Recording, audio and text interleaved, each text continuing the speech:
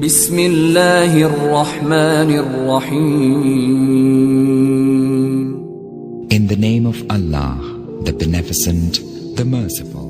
الحمد لله رب العالمين والصلاة والسلام على سيد الأنبياء والمرسلين وعلى آله وأصحابه أجمعين، أما بعد،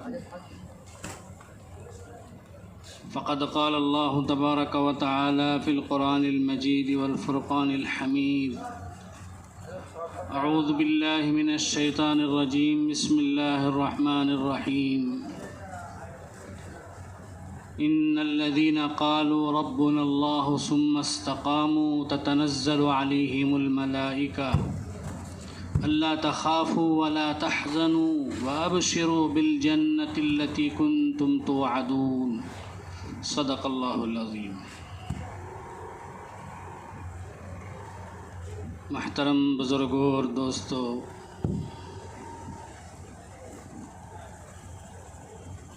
ہمارے لیے بڑی خوشی کا دن ہے کہ آج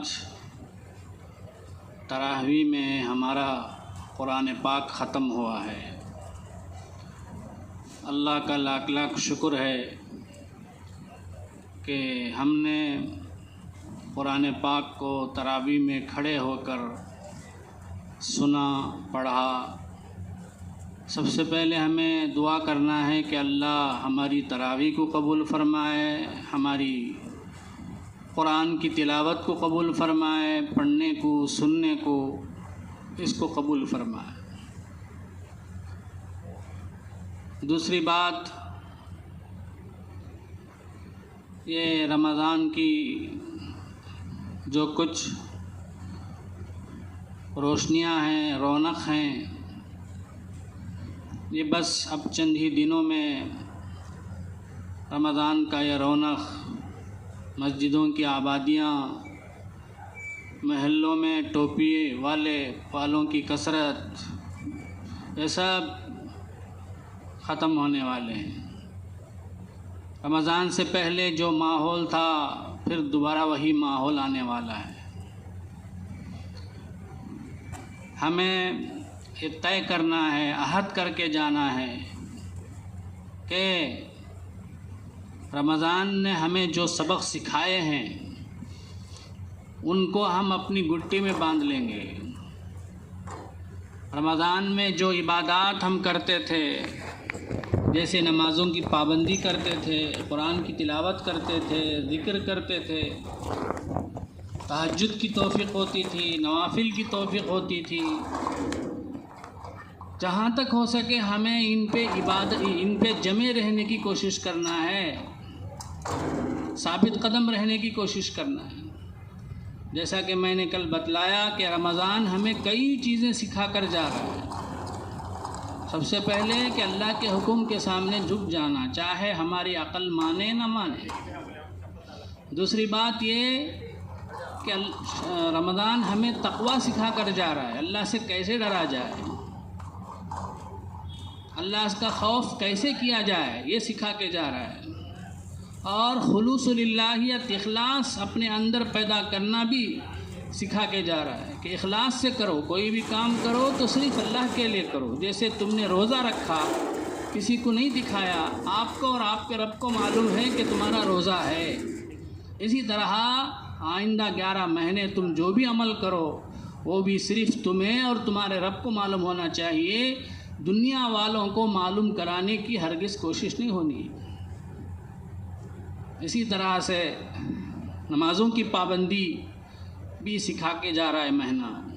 الحمدللہ جتنی پابندی اس مہینے میں نمازوں کی ہم کرتے ہیں، دیگر مہینوں میں ہم سے غفلت ہو جاتی ہے.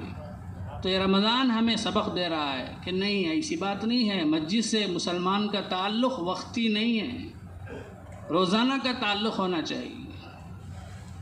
حدیث میں آتا ہے، سنے ہوں گے، قیامت کے دن 7 آدمی جب گرمی سے لوگ پسینوں میں ڈوبے ہوئے ہوں گے، کوئی گھٹنے تک پسینے میں ڈوبا ہوا ہوگا، کوئی ٹخنوں تک، کوئی کمر تک، کوئی گلے تک. اور کوئی پورا کا پورا ڈوبا ہوا ہوگا، ایسے وقت میں اللہ کے عرش کے سائے میں 7 قسم کے لوگ ہوں گے۔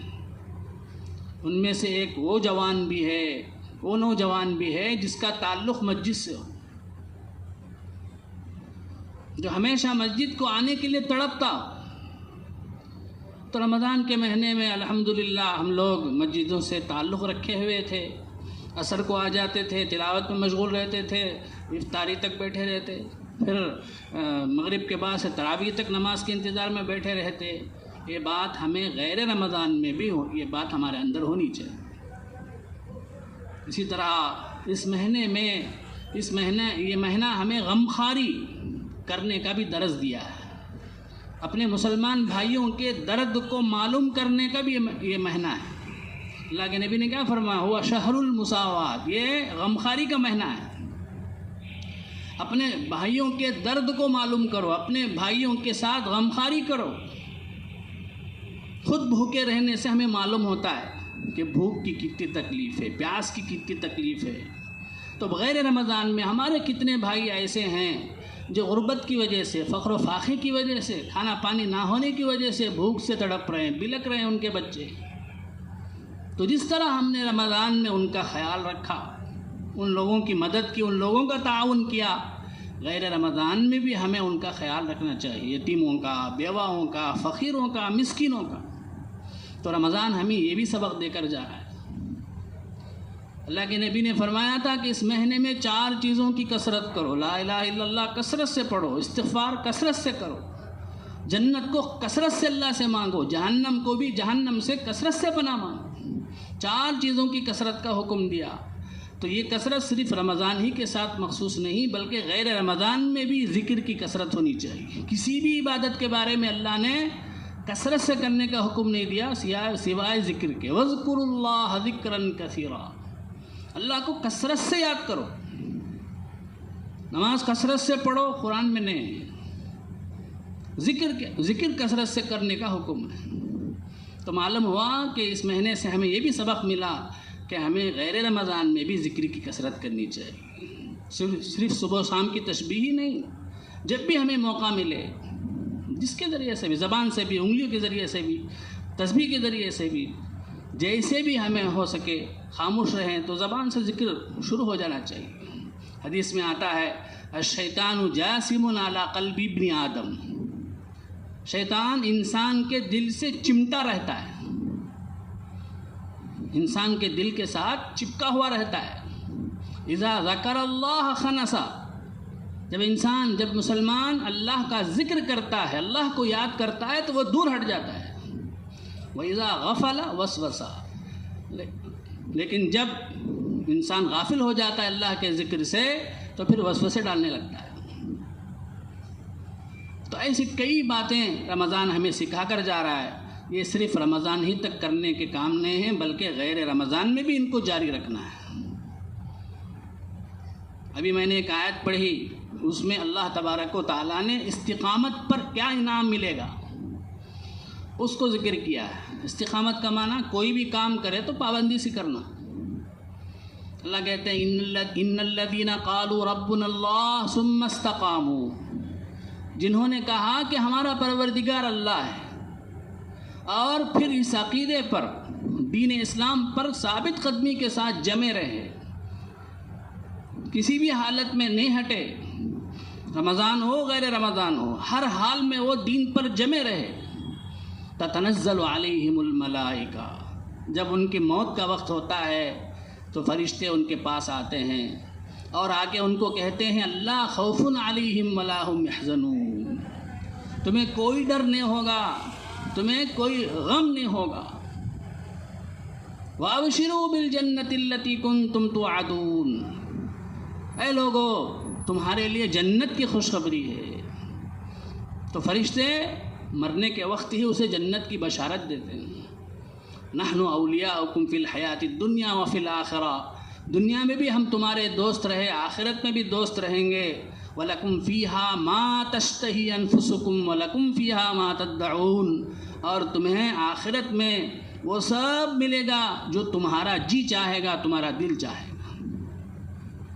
جنت ہی ایک ایسی جگہ ہے جہاں انسان کی اس کی ہر خواہش پوری کی جائے گی۔ دنیا میں کوئی نہیں کہہ سکتا کہ میری خواہش پوری ہو گئی، کتنا بھی بڑا دنیا کا بڑا بادشاہ ہو، دنیا کا بڑا حاکم ہو، سی ایم ہو، پی ایم ہو، پوری دنیا پہ حکومت کر رہا ہو، سب کچھ اس کے پاس پوری دولت ہو، ہرگز کہہ نہیں سکتا کہ میری ہر خواہش پوری ہو رہی ہے، کیونکہ دنیا ہر خواہش پوری ہونے کی جگہ نہیں ہے۔ ہر خواہش پوری ہونے کی جگہ تو بس جنت ہے، اور وہ جنت کا وعدہ ہم مسلمانوں کے لیے ہے، غیر کافروں کے لیے نہیں ہے۔ حدیث میں آتا ہے اللہ کے نبی صلی اللہ علیہ وسلم نے فرمایا حضرت ابن عمر رضی اللہ عنہ سے، یا ابن عمر لا تکن مثل فلان، اے عبداللہ ابن عمر تم فلاں کی طرح مت ہو جاؤ، یقوم من اللیل فترکا، جو تہجد پڑھتے تھے بعد میں چھوڑ دیے، ویسے مت ہو جاؤ۔ تو اللہ کے نبی صلی اللہ علیہ وسلم انہیں تاکید فرما رہے ہیں۔ اور ایک حدیث میں آپ نے فرمایا، آپ صلی اللہ علیہ وسلم نے فرمایا احب الاعمال الی اللہ ادومها، اللہ کو سب سے زیادہ پسندیدہ اعمال وہ ہیں جن پر پابندی ہو، جن پر کیا ہو؟ پابندی ہو۔ بارش کے موسم میں کیا ہوتے؟ مینڈک آ جاتے، ان کو برساتی مینڈک بولتے، اس کے بعد وہ ان کی آوازاں چھتے نہیں۔ اللہ معاف کرے، ہمیں ویسا نہیں ہونا، برساتی مینڈک نہیں بننا ہمیں، ہم تو پکے مسلمان ہیں، صرف رمضان کے مسلمان نہیں ہیں، ہمیں سال بھر کے مسلمان ہیں، زندگی بھر کے مسلمان ہیں۔ تو اس لیے یہ رمضان ہمیں یہ سبق دے کے جا رہا ہے، یہ عبرت دے کے جا رہا ہے کہ تم رمضان ہی کے مسلمان نہیں ہو، تم تو زندگی بھر کے مسلمان ہو، ہمیشہ کے مسلمان ہو۔ لہٰذا ہمیشہ گناہوں سے بچو، ہمیشہ نمازوں کی پابندی کرو، ہمیشہ قرآن کی تلاوت کرو، ہمیشہ ذکر کرو۔ میں ہر وقت جو ہے ایک واقعہ سناتا ہوں، وہ استقامت کے بارے میں آج بھی سنانا چاہتا ہوں۔ حضرت مولانا پیر صاحب نقشبندی دامت برکاتہم لکھے ایک واقعہ۔ حضرت سری سختی رحمۃ اللہ علیہ جا رہے تھے، تو ایک درخت کے نیچے جا کے بیٹھ گئے تھکان دور کرنے کے لیے۔ تو اچانک کہیں سے آواز آئی، دیکھا تو درخت سے آواز آ رہی ہے، وہ درخت کہہ رہا ہے یا سری لا تکن کن مثلی، اے سری سختی رحمۃ اللہ علیہ تم میری طرح ہو جاؤ۔ کون کہہ رہا ہے؟ درخت، جھاڑ کہہ رہا ہے۔ تو انہوں نے، حضرت بزرگ نے کہا کیف اکون مثلک، میں تمہاری طرح کیسے ہو جاؤں؟ تو درخت نے کہا ان الذین یرموننی بالاحجار ارمیہم بالاسمار، جو لوگ مجھ پر پتھر پھینکتے ہیں میں ان پر پھل پھینکتا ہوں۔ جو لوگ مجھ پر پتھر پھینکتے ہیں، درخت پر پتھر مارے تو کیا ہوتے؟ پھل اگر ہو درخت میں تو وہ پھل کیا ہوتے؟ ہمارے اوپر گرتے ہیں۔ تو یہ میری عادت ہے، تم اس عادت کو لے لو، اپناؤ۔ جو لوگ مجھ پر پتھر پھینکتے ہیں میں ان پر پھل پھینکتا ہوں، لہذا تم اس عادت کو لے لو۔ لوگ تمہارے ساتھ برا برتاؤ کریں، برا سلوک کریں، گالی گلوچ دیں تو برداشت کرو، برائی کا بدلہ اچھائی سے دو، برائی کا بدلہ اچھائی سے دو۔ جیسے امام صاحب کے بارے میں آتا ہے، ایک آدمی بھرے بازار میں گالی دے دیا، تو حضرت کیا ہے، ایک خواب میں درہم دینار رکھ کے لے کر گئے تحفہ دینے کے، انہیں حیران پریشان، میں تو گالی دیا، میری گردن اڑا دینا چاہیے، حضرت تو کیا کہہ رہے ہیں، تحفہ دے رہے ہیں۔ پوچھا بھی تو حضرت نے کہا کہ تو نے گالی دے کے تیری ساری نیکیاں مجھے دے دی، اس سے بڑا تیرا احسان کیا ہو سکتا؟ اب احسان چکانا ہے مجھے، اب احسان میں اسی سے چکا سکتا ہوں دنیا میں، تو لے لے، قبول کر لے۔ تو وہ پاؤں میں پڑ گیا، انہیں پکا شاگرد ہو گیا، اس کے بعد بڑا عالم بن گیا۔ تو یہ ہوتا ہے نتیجہ برائی کا بدلہ اچھائی سے دینے کا۔ تو درخت نے کہا کہ جو میرے اوپر پتھر پھینکتے ہیں میں ان پر کیا کرتا ہوں؟ پھل پھینکتا ہوں۔ حضرت سری سختی رحمۃ اللہ علیہ نے کہا کہ مجھے ایک اشکال ہے، شبہ ہے، تیرے اندر اتنی اچھی عادت ہے کہ لوگ پتھر پھینکتے ہیں تو پھل پھینکتا ہے، اس کے باوجود بھی اللہ نے تجھے آگ کا لقمہ بنا دیا، آگ کے حوالے کر دیا۔ لوگ تجھے کاٹ کے لے جاتے ہیں اور جا کے آگ میں جلاتے ہیں، کیا وجہ؟ تو درخت نے کہا یقیناً میرے اندر اتنی بڑی خوبی ہے، اس کے باوجود ایک خراب عادت بھی میرے اندر ہے، ایک بری عادت بھی میرے اندر ہے۔ وہ اللہ کو اتنی ناپسند ہے وہ عادت کہ اس کی وجہ سے اللہ نے مجھے آگ کا نوالا بنا دیا۔ درخت نے پوچھا کیا عادت ہے؟ تو درخت نے کہا وہ بری عادت یہ ہے کہ جدھر ہوا چلتی ہے ادھر میں جھک جاتا ہوں، جدھر ہوا چلتی ہے میں ادھر جھک جاتا ہوں، کبھی ادھر چلی تو ادھر جھک گیا، کبھی ادھر چلی تو ادھر جھک گیا۔ یہ عادت اللہ کو پسند نہیں ہے، اس کی وجہ سے مجھے آگ کا لقمہ بنایا گیا ہے۔ تو مطلب کیا ہے؟ رمضان کا موسم ہے، ایک ماحول ہے، سب جگہ رمضان رمضان رمضان، اب اس کی وجہ سے ہم بھی کیا ہے نمازیں پڑھے، روزے رکھے، ذکر کرے، تو ایک ہوا، تو یہ ہوا چلی تو ہم بھی آ گئے مسجد کو، جیسے ہی ہوا ختم ہو گئی تو چھوڑ دیے۔ تو یہ بری عادت ہے۔ اس لیے بزرگوں اور دوستوں ہمیں یہ طے کر کے اٹھنا ہے کہ ہم نے اس رمضان میں اب تک آئندہ بھی جو بھی اعمال کریں گے وہ بعد میں بھی اسے جاری رکھیں گے۔ مقصد ہی یہی ہے، سال میں ایک مرتبہ رمضان عطا کرنے کا مقصد یہی ہے کہ 11 مہینے ہمارے اندر یہ عادات، یہ اوصاف، یہ اعمال زندہ ہو جائیں۔ اسی لیے اللہ تعالیٰ سال سال کو ایک مرتبہ رمضان عطا کرتا ہے۔ تو بہرحال اللہ مجھے بھی توفیق عطا فرمائے پابندی کی، اور آپ کو بھی توفیق عطا فرمائے۔ صدقۃ الفطر کے بارے میں کچھ مسائل بیان کر دینا مناسب سمجھتا ہوں۔ حدیث میں آتا ہے اللہ کے نبی صلی اللہ علیہ وسلم نے فرمایا کہ صدقۃ الفطر واجب ہونے کا 2 مقصد ہے۔ ایک تو ہم سے روزوں میں جو بھی کوتاہیاں ہو گئی ہیں اس کی تلافی ہو جائے، یہ صدقے کے ذریعے سے۔ پتہ نہیں ہم نے روزہ رکھ کے کتنے گناہ کیے، کتنے جھوٹ بولے، کتنی گالی گلوچ اپنی زبان سے نکالے، کانوں سے کتنے گانے سنے، آنکھوں سے کتنے گناہ کیے، پتہ نہیں۔ ہمارے روزے جو ہے گناہوں سے پاک ہو جائیں، لغو کاموں سے پاک ہو جائیں، اس لیے یہ صدقۃ الفطر دیا جاتا ہے۔ ایک مقصد تو یہ ہے، اور ایک مقصد طعمۃ للمساکین، اور ایک بڑا مقصد یہ ہے کہ صرف مالدار حیثیت والے ہی عید نہ منائیں، خوشی نہ منائیں، ان کے گھر میں ہی صرف قسم قسم کی چیزیں نہ پکیں عید کے دن۔ ہمارے جو غریب بھائی ہیں وہ بھی ہماری طرح خوشی منائیں، وہ بھی ہماری طرح عید منائیں، ان کے گھر میں بھی قسم قسم کے کھانے کی چیزیں پکیں۔ اس لیے یہ صدقۃ الفطر واجب کیا گیا ہے۔ صدقۃ الفطر کس پر واجب ہے؟ جس کے پاس بھی 612 گرام چاندی کے بقدر پیسہ ہو، ضرورت سے زیادہ، قرض سے زیادہ، اور وہ پیسہ چاہے زمین کی شکل میں ہو، کرایہ کے گھر کی شکل میں ہو، چاہے اس پہ سال گزرا ہو نہ گزرا ہو، چاہے وہ تجارت کا مال ہو نہ ہو، یا اتنا اگر کسی کے پاس ہے تو اس کے اوپر صدقۃ الفطر واجب ہے۔ آسانی کے لیے ایسا سمجھ سکتے ہیں جس پر بھی قربانی واجب ہے اس کے اوپر صدقۃ الفطر واجب ہے، اور جس پر زکوٰۃ واجب ہے اس کے اوپر تو بدرجہ اولیٰ ہے۔ بعض ایسے بھی ہیں ان پہ زکوٰۃ نہیں ہے لیکن فطرہ واجب ہے، ایسے بھی بعض لوگ ہوتے ہیں۔ اس لیے بہتر ہے کہ کوئی زیادہ پیسہ نہیں ہے، ہر ایک بھی جو ہے صدقۃ الفطر دینے کی کوشش کرے، جو بھی دے سکتا ہے۔ اور صدقۃ الفطر کب واجب ہوتا ہے؟ عید کے دن صبح صادق ہوتے ہی وہ واجب ہو جاتا ہے۔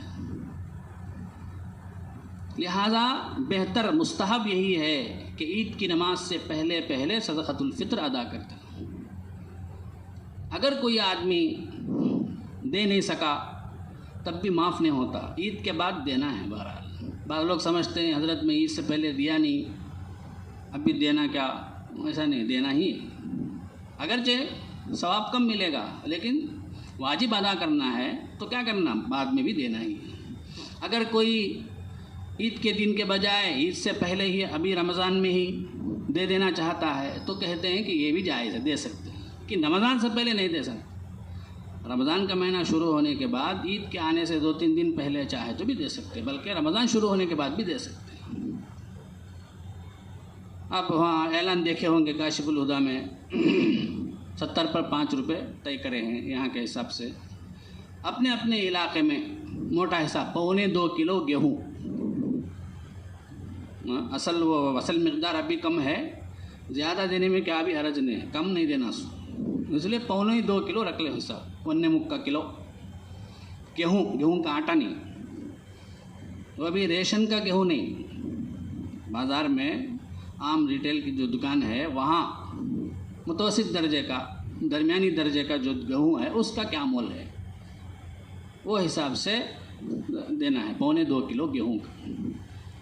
اب وہ 70 پر 5 روپے، اگر کوئی 100 روپے دینا چاہتا ہے تو وہ بھی دے سکتے ہیں۔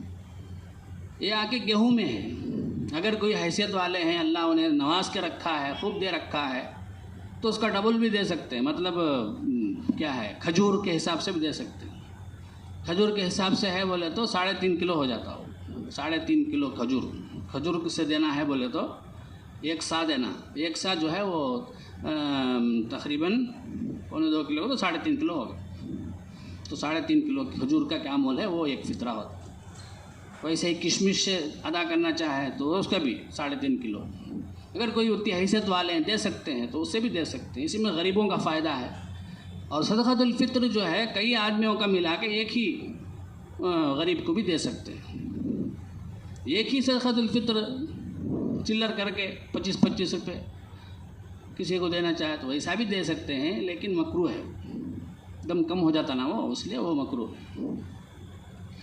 اور اسی طرح سے اس سے پہلے بھی بتلایا تھا میں، اگر کوئی سعودی میں ہے، مثال کے طور پر وشارم والے کوئی ساتھی سعودی میں ہیں یا امریکہ میں ہیں، اب انہوں فطرہ ادا کرنے کے واسطے یہاں والوں کو بولتے ہیں میری طرف سے فطرہ دے ڈالو، تو یہاں کا 70-5 روپے کام آتا نہیں، چلتا نہیں۔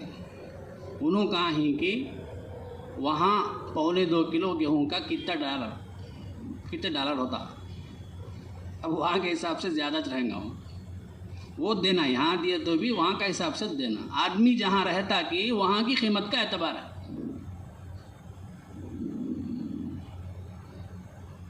تو یہ ہے مسئلہ۔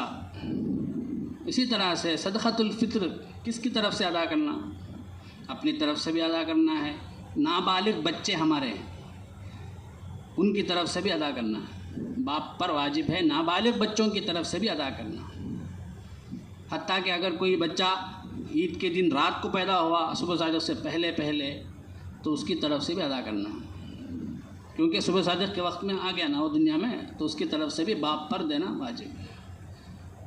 بالغ بچے ہیں، بڑے بچے ہیں، ان کی طرف سے دینا باپ پر واجب نہیں ہے، ہاں اگر انہوں خود خوشی سے دے دیتے ہیں تو ٹھیک ہے، ادا ہو جائے گا، وہ خود کماتے ہیں تو وہ بھی دے سکتے اپنی طرف سے، لیکن باپ ہی میں ہی دے دیتا ہوں بول کے خوشی سے دیتے ہیں تو اس میں بھی کوئی حرج نہیں ہے۔ اسی طرح بیوی کی طرف سے بھی دینا شوہر پر واجب نہیں ہے، لیکن بیوی تو کماتی نہیں بیچاری، گھر میں رہتی ہے، ہماری خدمت کرتے ہوئے، رمضان میں تو اللہ تعالیٰ جو ہے خوب ان کو جزائے خیر عطا فرمائے، وقف ہو جاتی ہیں ہمارے لیے۔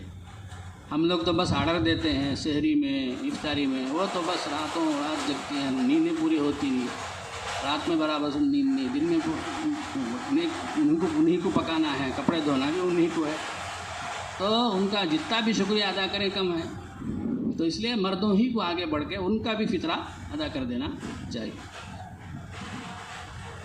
تو یہ فطرے کے چند مسائل ہیں۔ اسی طرح عید کے دن جو ہے بہتر ہے کہ عیدگاہ کو جانے سے پہلے کچھ میٹھا کھا کر جائے، وہ فرنیچ کھانا کیا بھی نہیں ہے، کھجور کھا کے جانا سنت ہے۔ عید کی فرنیچ بنا کو وہ سیمیاں ہے نا، بھوج کھانا، تمل میں کیا بولتے ہیں اسے، شیر خورما، بھوج کھانا کیا بھی نہیں ہے، کھجور کھا کے جانا، کھجور نہیں ہے کیا تو بھی میٹھا کھا کے جانا، یہ سنت ہے۔ اور اسی طرح سے جاتے ہوئے تکبیر بولتے ہوئے جانا، یہ سنت بھی چھوڑ رہے ہیں، یہ سنت بھی اکثر چھوٹ جاتی ہے، تکبیر بولتے ہوئے جانا، اور واپسی میں بھی تکبیر بولتے ہوئے ایک راستے سے جانا دوسرے راستے سے آنا سنت ہے۔ اور نئے کپڑے پہننا آج کا بھی ضروری نہیں، اچھے کپڑے پہننا ہے، خوشبو لگانا ہے، مسواک کرنا ہے، غسل کرنا ہے، یہ سب سنتیں ہیں۔ اور عید میں خوشی میں بہت سے جوانہ کیا کرتے ہیں، ہاتھوں میں سونے کے کیا بولتے اسے بنگڑی پہنتے نا، کیا بولتے ہیں انگلش میں،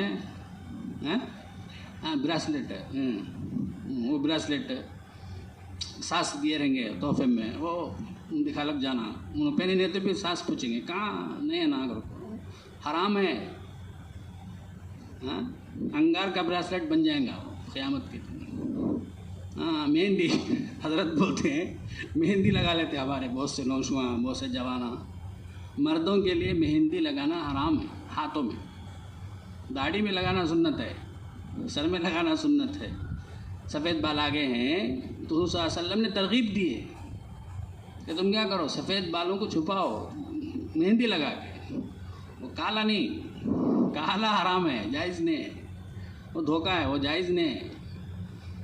تو مہندی کا خضاب لگانا وہ جائز، تو سونے کے جو ہے انگوٹھیاں پہننا، وہ براسلیٹ پہننا یا چین پہننا یہ جائز نہیں ہے۔ اسی طرح سے کپڑے پہنتے ہیں وہ ٹخنے سے نیچے، ان سب کا بھی خاص طور پر عید کے دن لحاظ کرنا ہے، جلدی سے جلدی جانے کی کوشش کرنا، بالکل آخری وقت میں جائے کے کونے میں کیا کہ بچھائے پڑھ لیے آ گئے، ہاں عید ہو گئی، نہیں ملتی 100 سال میں ایک بار عید، ذرا وقت پہلے سے فارغ ہو جا کو گئے گا تو ہماری عید جو ہے وہ صحیح ہو جاتی ہے۔ اسی طرح بہت سے احباب فجر کی نماز پڑھتے نہیں، عید کرنا ہے، نماز پڑھنا ہے، اور رات بھر جگ کو یہ کرو وہ کرو، فجر کی نماز چھوڑ دو، یہ کیا بھائی ہے؟ اتنے دن رمضان، ہمیں رمضان کے ذریعے سے سبق یہی دیا گیا کہ نمازوں کی پابندی، دوسرے دن یہ کام کرے گا تو اللہ کتنا ناراض ہو۔ تو اس لیے عید کے دن ان باتوں کا خیال رکھیں۔ اللہ تبارک و تعالی ہم میں سے ہر ایک کو اور بھی کئی رمضان نصیب فرمائیں، اور رمضان کی اور برکتیں نصیب فرمائیں اور رحمتیں نصیب فرمائیں۔ آمین وآخر دعوانا الحمدللہ رب العالمین۔ دعا کر لیں گے۔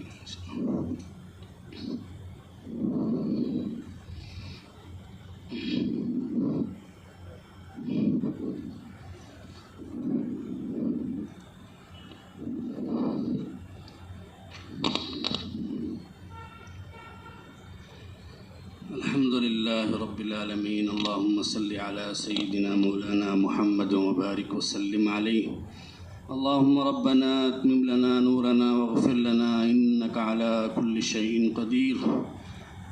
ربنا لا تؤاخذنا ان نسینا واخطأنا، ربنا ولا تحمل علينا إصرا كما حملته على الذين من قبلنا، ربنا ولا تحملنا ما لا طاقة لنا به، واعف عنا واغفر لنا وارحمنا أنت مولانا فانصرنا على القوم الكافرين۔ ربنا إننا سمعنا منادي ينادي للإيمان أن آمنوا بربكم فآمنا، ربنا فاغفر لنا ذنوبنا وكفر عنا سيئاتنا وتوفنا مع الأبرار، ربنا وآتنا ما وعدتنا على رسلك ولا تخزنا يوم القيامة إنك لا تخلف الميعاد۔ لا إله إلا الله الحليم الكريم، سبحان الله رب العرش العظيم، والحمد لله رب العالمين۔ نسألك موجبات رحمتك وعزائم مغفرتك والغنيمة من كل بر والسلامة من كل إثم، لا تدع لنا ذنبا إلا غفرته ولا هما إلا فرجته ولا دينا إلا قضيته ولا مريضا إلا شفيته ولا حاجة هي لك رضا إلا قضيتها ويسرتها يا أرحم الراحمين ويا أكرم الأكرمين ويا ذا الجلال والإكرام۔ ربنا لا تسلط علينا من لا يخافك فينا ولا يرحمنا، ربنا لا تسلط علينا من لا يخافك فينا ولا يرحمنا، ربنا تقبل منا إنك أنت السميع العليم۔ اے اللہ ہم سب کے گناہوں کو معاف فرما، اے اللہ ہم سب کی خطاؤں کو درگزر فرما، اے اللہ ہمارے چھوٹے گناہوں کو بھی معاف فرما، بڑے گناہوں کو بھی معاف فرما، اے اللہ رات کے اندھیرے میں، دن کے اجالے میں، مجمع میں، انفرادی جو بھی ہم نے گناہ کیے ہیں سب کو تو جانتا ہے مولا، تیرے علاوہ کون جان سکتا ہے؟ یا اللہ ہم تیری نگاہ میں ہیں، یا اللہ تیرے روبرو ہیں، پھر بھی ہم یا اللہ بڑی جرأت سے، یا اللہ بڑی جرأت سے ہم نے گناہ کیے، یا اللہ ہمیں معاف فرما دے، اے اللہ ہمیں توبے کی توفیق عطا فرما، اے اللہ گناہوں کی نحوست سے حفاظت فرما، اے اللہ ہمارے رمضان کے نمازوں کو قبول فرما، روزوں کو قبول فرما، تراویح کو قبول فرما، تلاوت کو قبول فرما، ذکر و اذکار کو قبول فرما، نوافل کو قبول فرما، تہجد کو قبول فرما، غیر رمضان میں بھی پابندی کی توفیق عطا فرما، اے اللہ ہم پر رحم کا، کرم کا معاملہ فرما، عافیت کا معاملہ فرما، اے اللہ تو ہم سے زیادہ جانتا ہے کہ ہمارے ملک کے کیا حالات ہیں، اے اللہ مساجد کو توڑا جا رہا ہے، مساجد کو منہدم کیا جا رہا ہے، مراکز کو ختم کیا جا رہا ہے، اے اللہ خاص طور پر مسلمانوں کو تنگ کرنے کی ساری تدبیریں ہو رہی ہیں، اے اللہ یہ سب اس لیے ہو رہا ہے کہ ہم تجھے ماننے والے ہیں، تجھ پر ایمان رکھتے ہیں، تیرے نبی پہ ایمان رکھتے ہیں، اے اللہ ہم مجرم ہیں مولا، ہم مجرم ہیں، خطا کار ہیں، گنہگار ضرور ہیں، مگر تیرے تو بندے مولا، اے اللہ ظالم کو ختم فرما، نیست و نابود فرما، اس کی حکومت کو نیست و نابود فرما، اے اللہ مساجد کی حفاظت فرما، مراکز کی حفاظت فرما، مدارس کی حفاظت فرما، علماء کرام کی حفاظت فرما، اولیاء اللہ کی حفاظت فرما، اے اللہ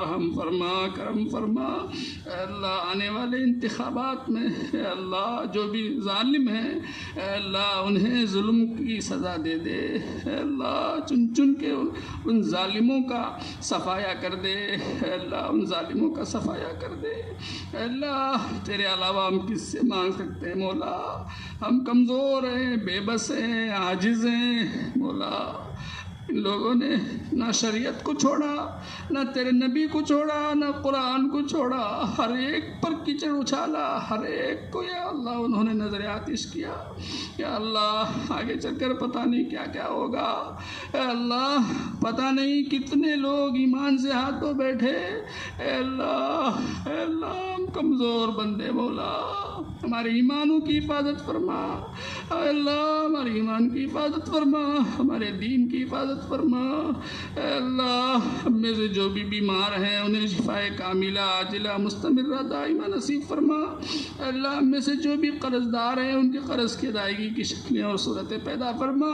اے اللہ ہم میں سے جس کے گھر میں بن بیاہی بیٹیاں بیٹھی ہوئی ہیں، بیٹے بیٹھے ہوئے ان کے لیے نیک صالح جوڑا نصیب فرما، اے اللہ ہم میں سے جن کے ماں باپ رشتہ دار احباب اے اللہ تیرے پاس آ چکے ہیں، اے اللہ انہیں مغفرت فرما، ان کو قبر کے عذاب سے حفاظت فرما، حشر کے عذاب سے محفوظ فرما، اے اللہ ان کے لیے قبر کو جنت کا باغیچہ بنا دے، اے اللہ ان پر رحم کا کرم کا معاملہ فرما، اے اللہ ہندوستان کے مسلمانوں کی حفاظت فرما، خاص طور پر سارے عالم کے مسلمانوں کی حفاظت فرما، خاص طور پر غزہ کے مسلمانوں کی حفاظت فرما، اے اللہ 5-6 مہینے سے بم برسایا جا رہا ہے، اے اللہ وہ لوگ کھانے کے لیے ترس رہے، پینے کے لیے ترس رہے، اے اللہ ان پر رحم کا کرم کا معاملہ فرما، اے اللہ ظالم کے قبضے کو ختم فرما، اے اللہ پوری دنیا کے مسلمان تماشائی بنے دیکھ رہے، اے اللہ ہم کھا رہے پی رہے ہیں، وہاں ہمارے بھائی اے اللہ بھوکے مر رہے ہیں، پیاسے مر رہے ہیں، بچے بھی لکھ رہے ہیں مولا، اے اللہ ہمیں معاف فرما، اے اللہ ان پر رحم کا کرم کا معاملہ فرما، اے اللہ یتیموں کی مدد کرنے کی توفیق عطا فرما، بیواؤں کی مدد کرنے کی توفیق عطا فرما، اے اللہ دین کے مراکز کی حفاظت کرنے کی توفیق عطا فرما، اے اللہ اس مجمع میں جتنے بھی ہمارے بھائی موجود ہیں ان کے دلوں میں بہت سی اے اللہ جائز مقاصد ہوں گے، حاجات ہوں گے، اے اللہ ان کا قریبی تکفل فرما، اپنے خزائن غیب سے ان کے حاجتوں کو دور فرما، ان کے مقاصد کو پورا فرما، اے اللہ خیر کی لین سے ہم نے جو بھی دعا مانگی ہے اے اللہ اس میں ہمارا اس کو یا اللہ پورا فرما، اے اللہ شر کی لین سے جن چیزوں سے ہم نے پناہ مانگی ہے ان سے ہمیں پناہ عطا فرما، نبی کریم صلی اللہ علیہ وسلم نے خیر کی لین سے جو دعائیں مانگی ہیں ان میں ہمارا حصہ عطا فرما، شر کی لین سے جن سے پناہ مانگی ہے ان میں بھی اے اللہ ان سے بھی ہماری حفاظت فرما، اے اللہ ہماری اس چھوٹی پھوٹی دعا کو محض اپنے فضل و کرم سے نبی پاک صلی اللہ علیہ وسلم کے صدقہ طفیل سے قبول فرما۔ ربنا تقبل منا ما كان صالحا واصلح لنا ما كان فاسدا، ربنا تقبل منا انك انت السميع العليم وتب علينا انك انت التواب الرحيم، سبحان ربك رب العزة عما يصفون وسلام على المرسلين والحمد لله رب العالمين۔